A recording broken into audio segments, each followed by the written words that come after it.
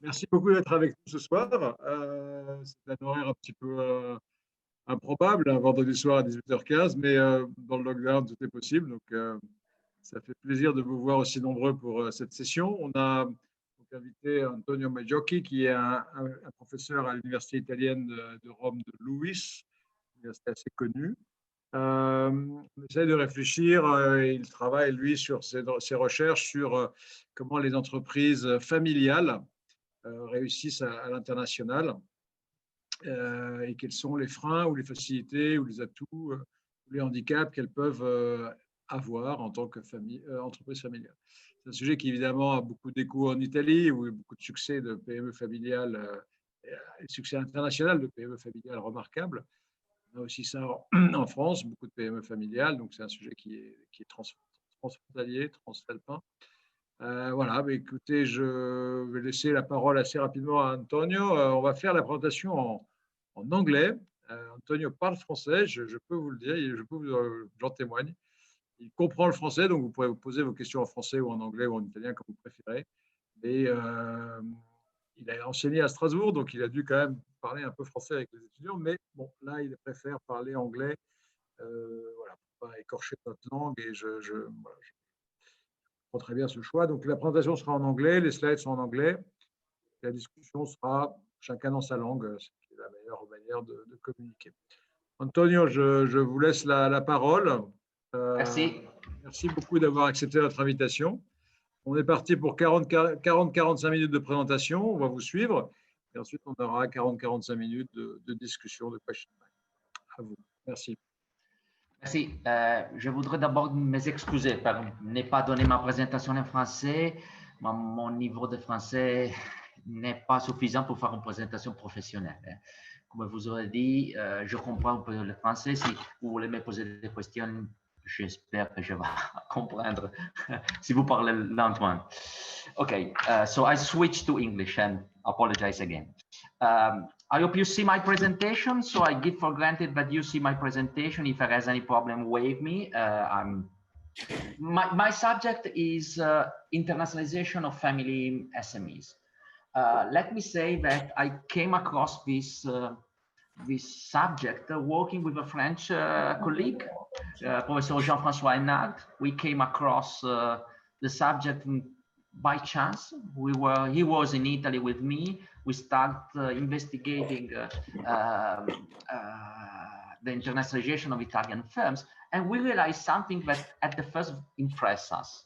And this is the point of our starting point. We start reading the literature about family managed firms and SMEs, and we found that almost all the literature, so if you ask 90% of the economists around the world, everybody come to the same conclusion. Family firms are not fit, have more problems to export, to go international, and so on.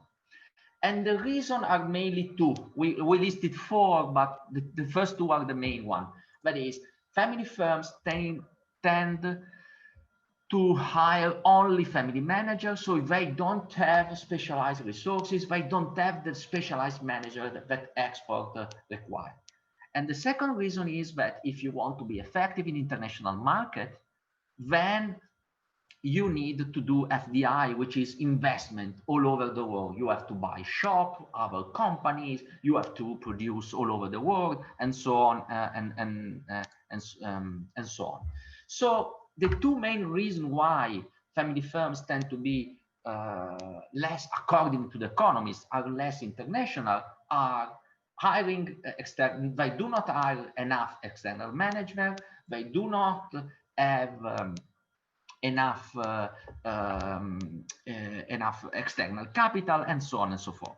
And then the other 2 points, the third and the fourth point in my slides, refer to the fact that family firms tend to be more focused on their community, and they generally prefer to concentrate on the local market. Okay, so this is what we wrote, we read in the literature.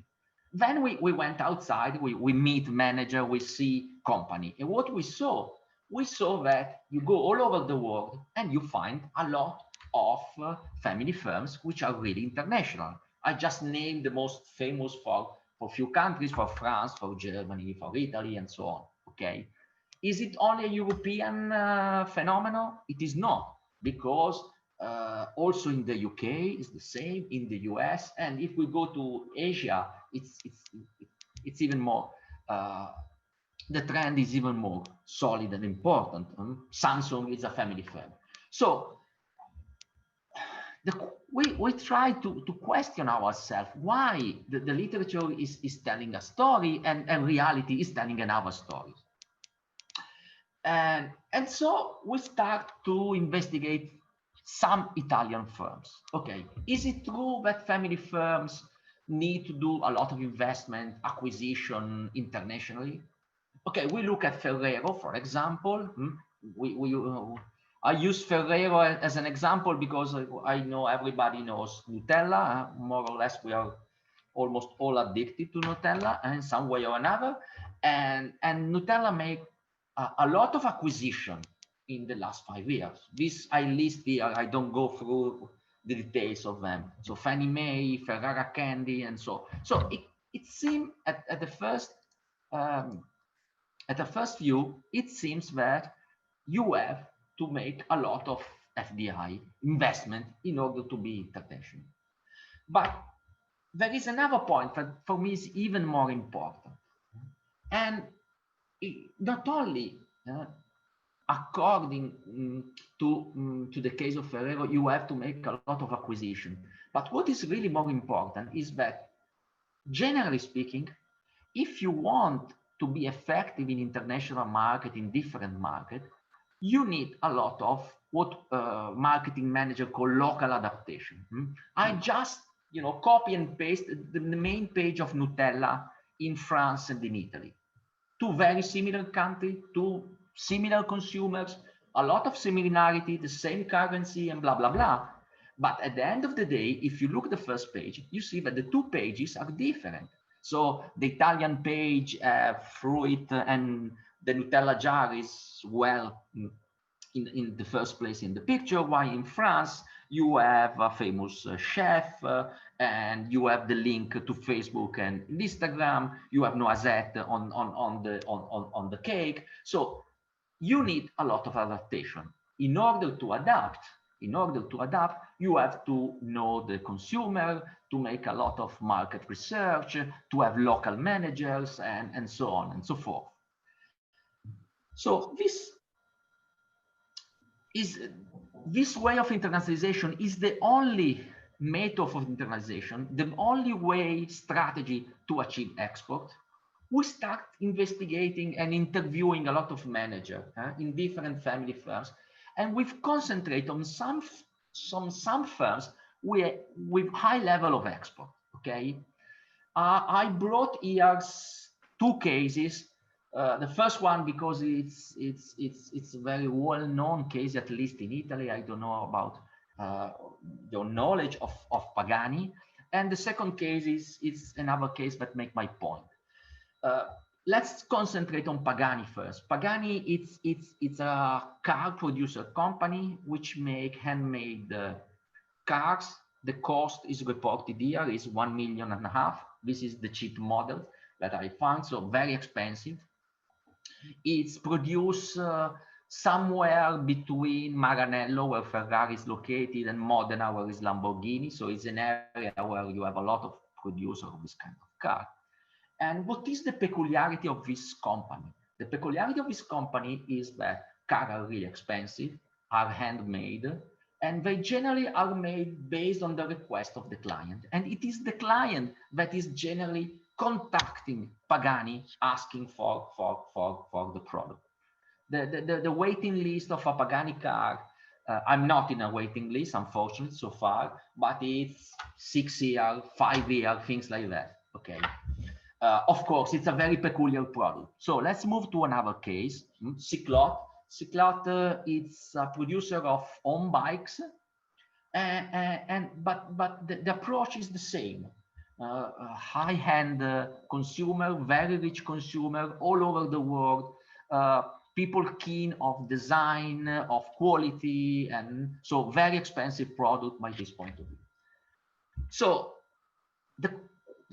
thinking about this kind of company, we realize that not all the company follow Ferrero kind of internationalization strategy.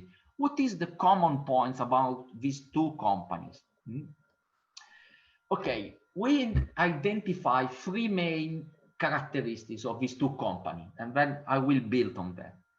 The first point is that in both cases, the level of adaptation to the different geographical market is very low. When we interviewed the manager of the two companies, in both cases, they told us, but for us, adaptation is not really an issue. And they were talking not only about product adaptation, they were talking also about marketing adaptation, pricing adaptation, promotion adaptation, advertising adaptation, and so on. So they have the same marketing mix package, you know, for almost all the country around the world. So we simplify a lot the strategy.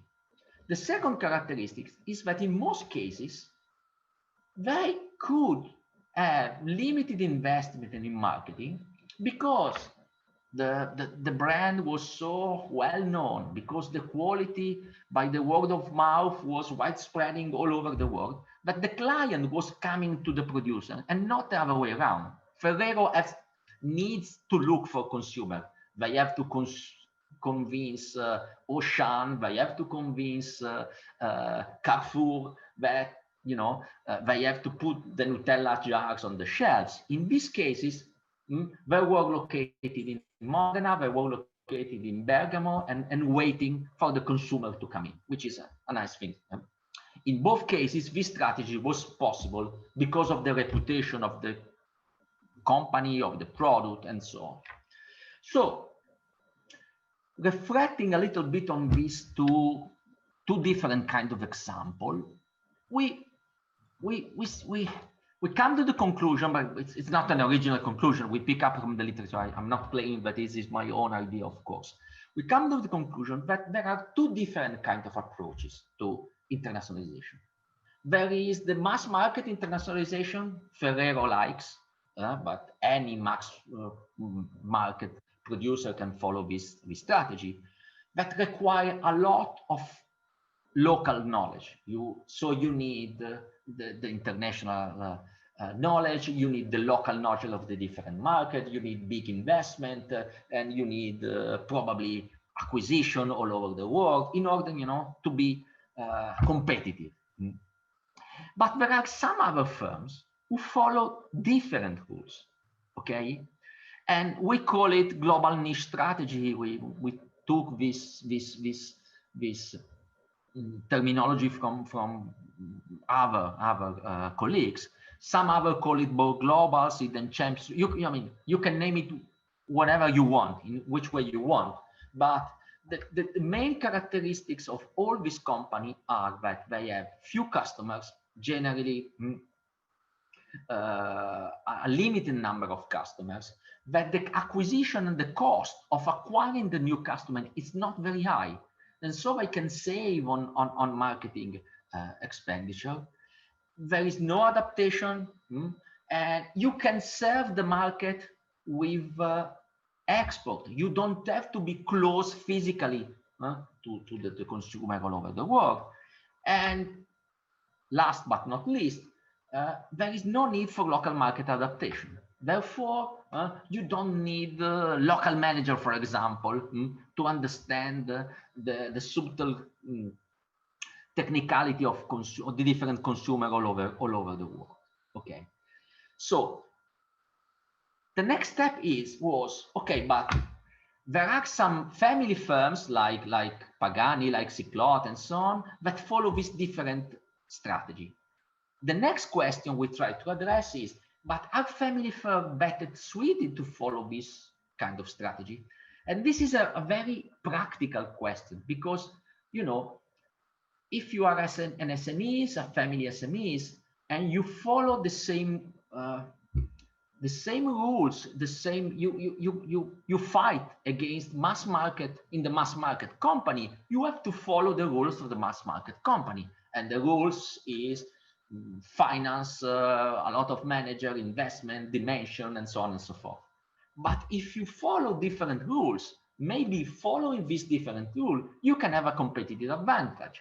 And therefore, maybe using this different strategy, you have some kind of competitive advantage compared to the large firms. So what we try to address, our next point, was to see, but are family firms better suited to follow global niche strategy or not? Our answer was yes. Okay, we found a lot of company, a lot of example where the quality of the product was not the result of a breakthrough innovation, but was the result of a very long process of small but repetitive kind of improvement. So by this point of view, to have the long-term, LT stand for long-term, the long-term approach, the multi-generational approach that family firm has, it's an advantage. You have the time to continuously improve, you know, the product, the service, and this create also in time after time a better reputation. Similarly, most of these firms do not produce everything. They have a network of small suppliers around them. And again, the relationship with the supplier, it's a long-term relationship, both backward on the suppliers, but sometimes even forward with the clients. These are clients which are important, which maybe buy your products many times through years, and so on and so forth.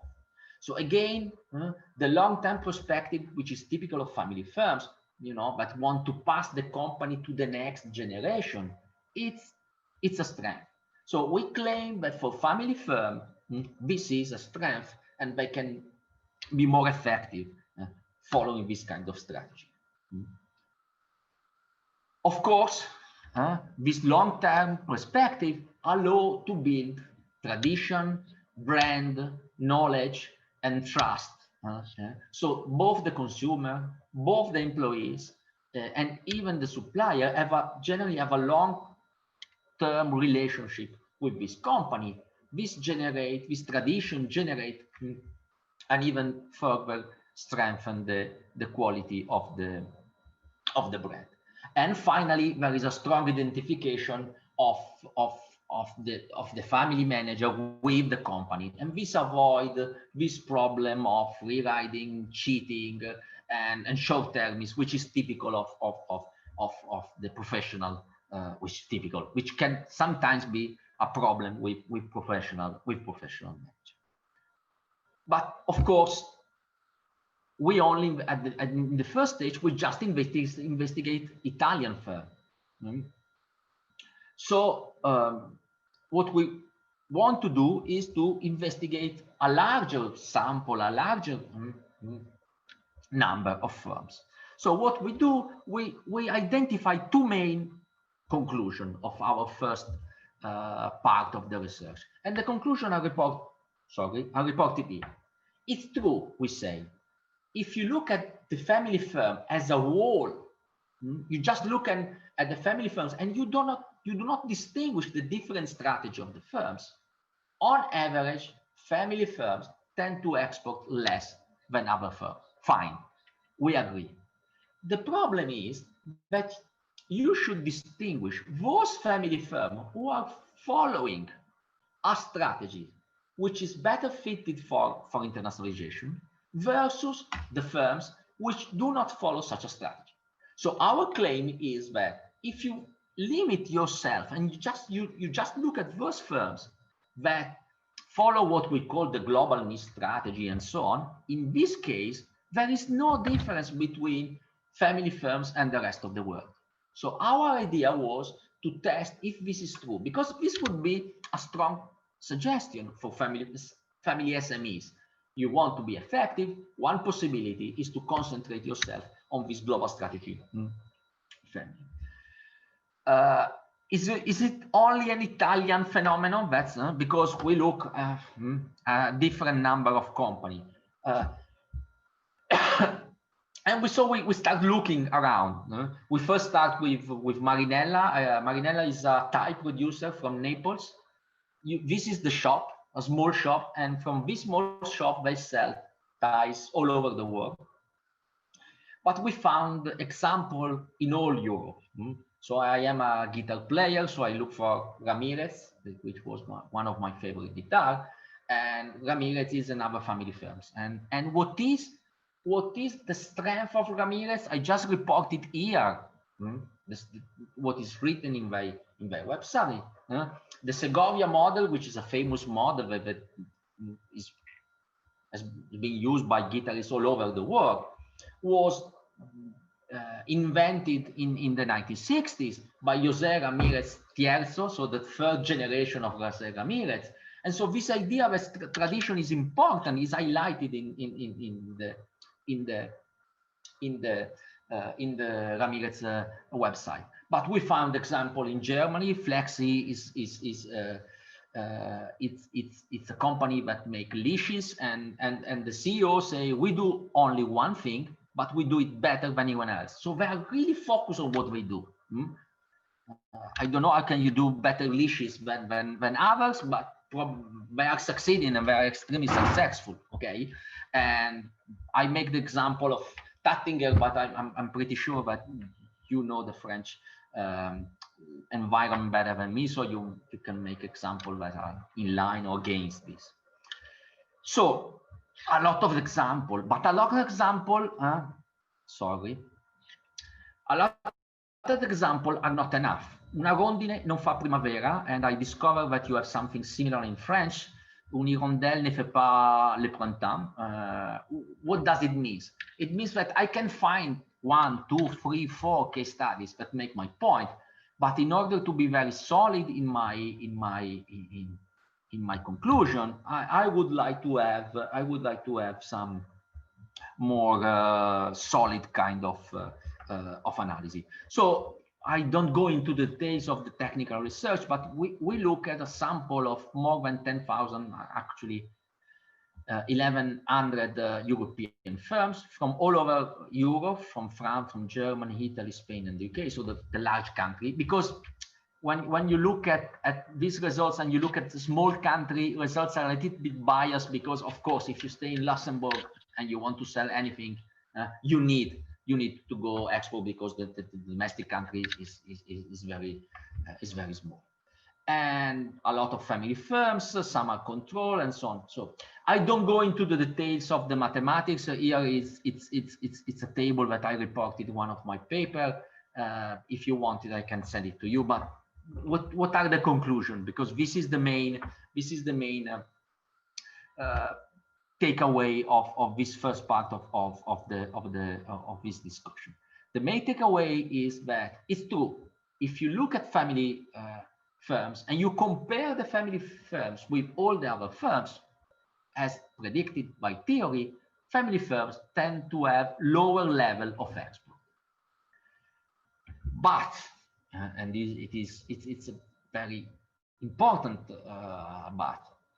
If you just concentrate on those firms which have what we call the global niche strategy, so they are focused on quality, they have a limited number of clients, they tend to be quite homogeneous in their behavior all over the world. For this kind of companies, okay, the level of export are comparable to non-family firms. So it's not true when you just include the strategy variable into the picture. It's not true the family firms are weaker, internationally speaking, than non-family firms. So the idea is that if you are a family firm, you should fight with weapons which are your weapons, which are your own weapons, not with the weapon of the large and listed firms. Okay, if you follow the same rule games of large and listed firms, then you are less competitive. We agree. But if you just follow a different strategy, so you move to a different strategy, then you can be as effective as the large firm. the results are quite solid. So we make a lot of case studies. We test this idea on large sample, and we are still working on them. And the more we go into depth, the more we find that this is a quite solid conclusion. And we think it has a lot of practical implication. Let me say also that I make example from the consumer world, because the branding consumer world are the world, everybody loves car, good food, and ties, and so on and so forth. But we found also a lot of example in business to business, in the business to business sector. So it's really a conclusion that holds for many different sectors and many different areas. So the next step is, okay, to be competitive, you have to follow a global niche strategy. But what about if you are in a mass market sector? In that case, do you have hope? You don't have hope? Again, we look at some specific case. So Ferrero, Barilla, Lavazza, all in the food. I don't know, probably I was hungry when I was writing the slides. But Pernod, Orno, the salt in France, and Merck, Berenberg in the finance sector, and so on in Germany. So there are also family firms which are competitive. So we ask ourselves, okay, but if you are in a mass market company, sorry, if you are in a mass market sector, what is the best strategy? Again, we look at what the theory told us, and then we look at some example. If you look at most of the literature on family firms internationalization, the recipe is always the same. You want to be competitive, take external manager, because family members, you can be lucky and the son and the daughter are smart, but sometimes daughters and son are dulls, and therefore you can have problems. So you hire an external manager, and what is the problem? We interview some external managers in family firms, and they keep on telling us more or less the same thing. When we are trying to introduce new procedures, sometimes they do not like it, and so there is a sort of tension in the company. They meet at, I don't know, at the Christmas dinner and take the most important decision, and we are out because it's not a procedure. And sometimes people told us, okay, I stay here, but I'm looking around for better perspective, because the possibility to increase my career perspective in this family firm is limited. So we are not saying that to have an external manager is not useful, but what we are trying to say is that probably this is not enough. Again, we look at a large sample of firms. Different sample taken again from a European Commission data set, and here we compare family firms with external manager with family firms with no external manager. But we include also other variables. The most important one is the degree of openness of the capital. So we compare family firms with external manager and only internal manager. We compare family firms that allow in their capital also external investor. We call them family influence to distinguish them from family firm. Okay, let's jump to the main conclusion.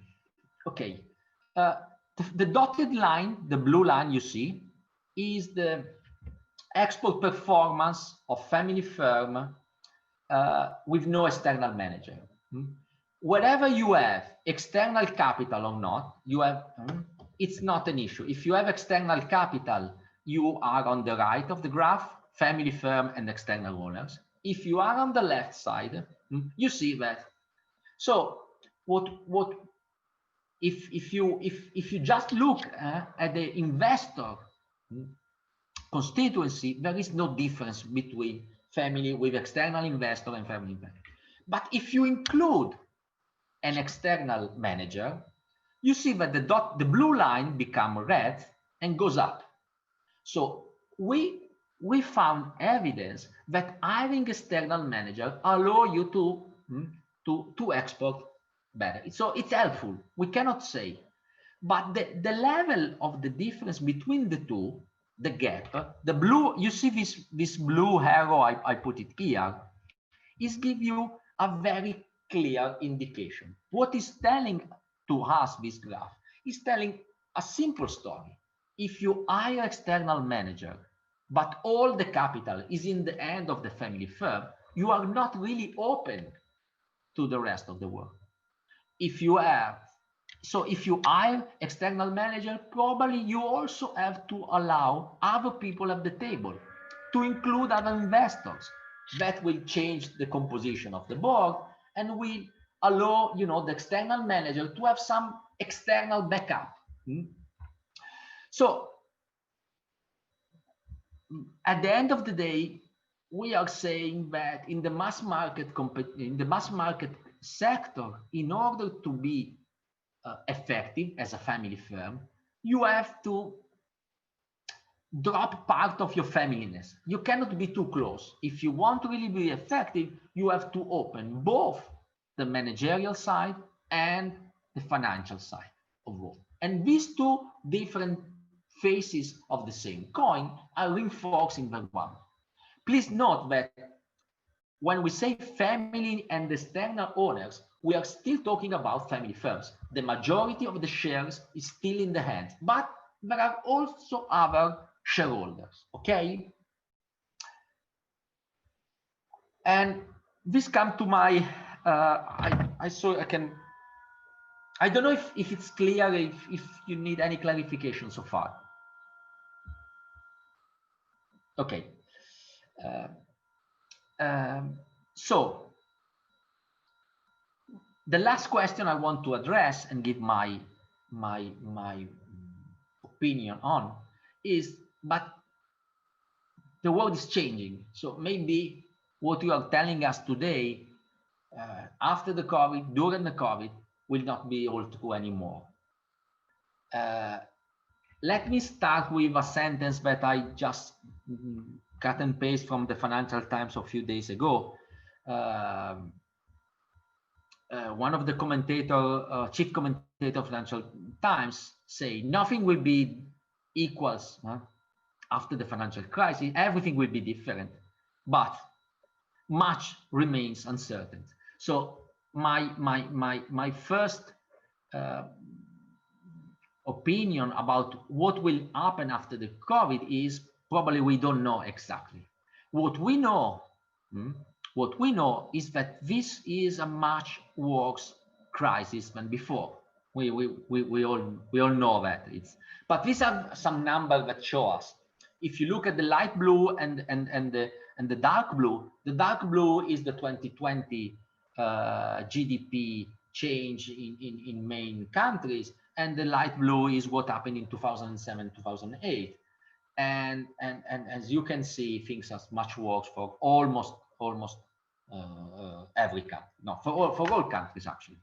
China is still close to zero, but so this is a terrible, and some things will change forever. This graph show you the how many people visitor use the Zoom platform before January 2020 and after, and you can see here we are. I would say so. This means that relationship, which is one of the few real strengths of the family firms, also relationship will change.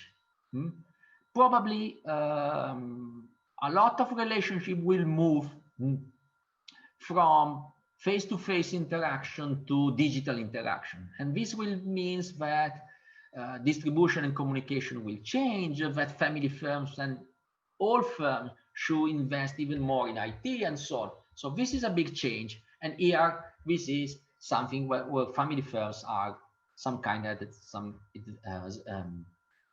in trouble to address, because we are less equipped on this. On the other side, probably the large global value chain that we saw in the past are going to be readdressed somehow. A lot of firms are thinking not only of reshoring, that is moving back production from foreign countries back to home, but they are also thinking of restructuring the value chain on a regional basis. And this could be, an opportunity for the small firms all over Europe, because it means that probably large firms will rely even more on local regional firms rather than on firms located in Vietnam, rather than in China, and so on. So this is an opportunity for family firms that they have. There are a number of issues I really cannot forecast with my and I'm trying to go to the conclusion. What would happen to globalization, regionalization, the effect of reshoring? What will happen to the US market? It's true that Trump probably has not won, but what will be the American commercial policy is not sure. Some countries, Italy is a clear example, will rely heavily on European Central Bank financing and support. So the role of the EU will probably change. These are question marks for the future, I would say. Okay, we can only guess what will happen, but it's a long process. Given all these comments, let me say that if you look at what is happening in the Chinese market today, our conclusion about the role of global niche strategy, I don't think will change a lot. If you look at the China import in comparing September 2020 with September 29, October 2019 against October 2020, the level of export of products from Italy, France, and Germany is increasing. Most of these products are the products which follow either large firms, okay, Danone in China is an example, or small firms which buy the kind of product which we describe in our first part, first part of my presentation. So my guess is that the role of global niche strategy will remain extremely important for the future. And this is a very important tool that family firms can have in order to increase their position at the international level. To close down, so it's true, the current pandemic is a tremendous shock. I expected to spend a weekend in Paris and I'm stuck in my room. So it's a tremendous shock, even for me,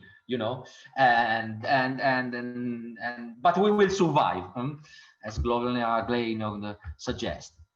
But today for family firms,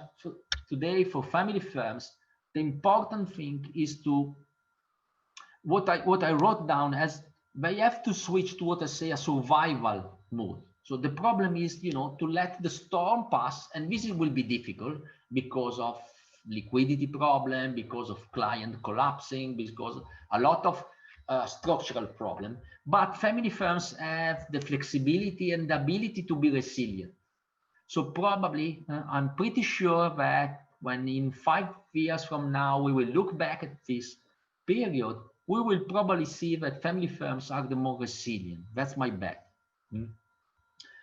And the second conclusion that I come is that my conclusion, which I draw from my experience before the pandemics, by the main point of view, will still hold after the pandemic. And even if the change, even if the whole world is changing, but still I think my conclusion about mass market strategy of family firms and global niche strategy of family firms remain valid.